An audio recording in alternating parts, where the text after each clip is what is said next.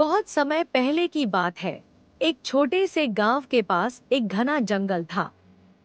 उस जंगल के बीचों बीच एक पुराना शिव मंदिर था।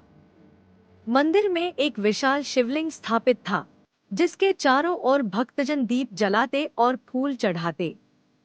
लेकिन धीरे धीरे गांव के लोग शहरों की ओर पलायन करने लगे और वह मंदिर सुनसान हो गया।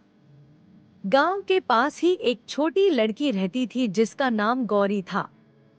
गौरी केवल 8 साल की थी, लेकिन उसकी मासूमियत और भोलेनाथ के प्रति अगाध श्रद्धा से गांव के लोग उसे भोलेनाथ की बेटी कहकर पुकारते थे।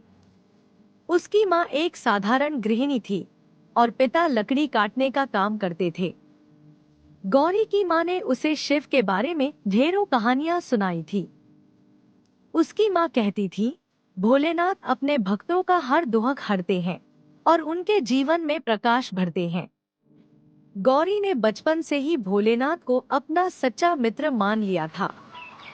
हर सुबह वह घर के पास बहने वाली छोटी नदी से जल भरकर शिवलिंग पर चढ़ाने जंगल के मंदिर जाया करती।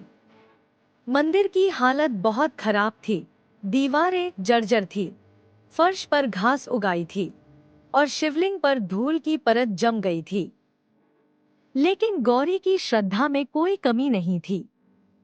वह अपने छोटे हाथों से शिवलिंग को साफ करती, नदी का जल चढ़ाती और पास के पेड़ों से फूल चुनकर चढ़ाती। एक बार गांव में भयानक सूखा पड़ा।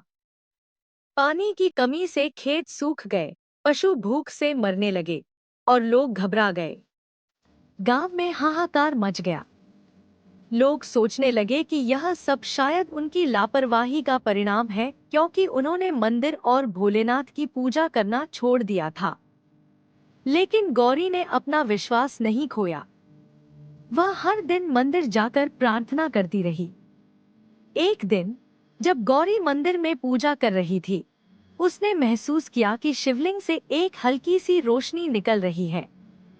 पहले तो उसे लगा कि यह उसकी आंखों का भ्रम है, लेकिन जब उसने ध्यान से देखा तो रोशनी बढ़ती गई। उस पल गौरी ने अपने दिल में एक अजीब सा सुकून महसूस किया। वह जानती थी कि भोलेनाथ उसकी प्रार्थना सुन रहे हैं। उस रात गौरी को सपना आया। उसने देखा कि एक विशाल आकृति, जो त्रिशूल लिए हुए थी और जिसके जटाओं से गंगा बह रही थी, उसके पास आकर बोल रही है, गौरी, तूने जो विश्वास दिखाया है, उससे मैं बहुत प्रसन्न हूँ। कल सुबह गांव में पहली बारिश होगी। तुम गांव वालों से कहना कि वे फिर से इस मंदिर को जीवित करें। मैं हमेशा उनके साथ रहूंगा। गौरी ने सुबह उठते ही यह बात अपने माता पिता को बताई। पहले तो लोगों ने उसकी बातों पर विश्वास नहीं किया, लेकिन जब सच में सुबह से ही बादल घिरने लगे और तेज बारिश होने लगी, तो लोग चकित रह गए। गांव के लोग दौड़कर गौरी के पास आए और उससे पूरी बात पूछी। गौरी ने भोलेनाथ का संदेश सबको सुनाया।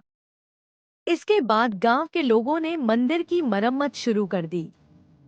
वे सब मिलकर दीवारें ठीक करने लगे, फर्श को साफ किया और शिवलिंग को नए वस्त्र और माला से सजाया। धीरे धीरे मंदिर फिर से भक्ति का केंद्र बन गया। लोग अपनी परेशानियों के समाधान के लिए वहां पूजा करने आने लगे। गौरी की कहानी पूरे क्षेत्र में फैल गई। लोग उसे भोलेनाथ की प्रिय भक्त मानने लगे। लेकिन गौरी ने कभी घमंड नहीं किया। उसने हमेशा कहा, यह सब भोलेनाथ की कृपा है। मैं तो केवल उनका एक साधारण भक्त हूँ। समय बीतता गया, लेकिन गौरी की भोलेनाथ के प्रति श्रद्धा कभी कम नहीं हुई। वह हर दिन मंदिर जाती रही और गांव के लोग भी उसकी प्रेरणा से अपने विश्वास को बनाए रखते। इस तरह भोलेनाथ और गौरी की यह कहानी एक उदाहरण बन गई कि सच्चे विश्वास और निस्वार्थ भक्ति से चमत्कार संभव है। यह कहानी आज भी उस गांव में सुनाई जाती है, जहां लोग गौरी की तरह निश्चल भक्ति और भोलेनाथ के आशीर्वाद को याद करते